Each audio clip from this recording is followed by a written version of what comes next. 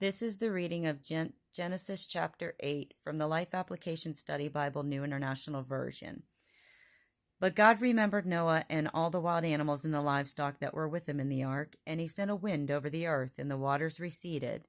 Now the springs of the deep and the floodgates of heavens had been closed, and the rain had stopped falling from the sky.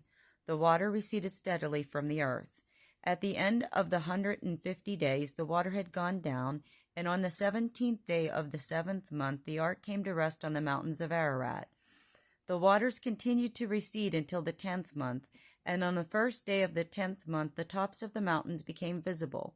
After 40 days Noah opened a window he had made in the ark and sent out a raven, and it kept flying back and forth until the water had dried up from the earth.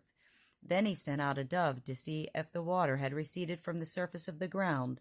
But the dove could find nowhere to perch, because there was water all over the surface of the earth. So it returned to Noah in the ark. He reached out his hand and took the dove and brought it back to himself in the ark. He waited 7 more days and again sent out the dove from the ark. When the dove returned to him in the evening, there in its beak was a freshly plucked olive leaf. Then Noah knew that the water had receded from the earth. He waited 7 more days and sent the dove out again, but this time it did not return to him. By the first day of the 1st month of Noah's 601st year, the water had dried up from the earth. Noah then removed the covering from the ark and saw that the surface of the ground was dry.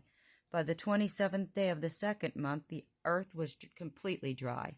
Then God said to Noah, "Come out of the ark, you and your wife and your sons and their wives.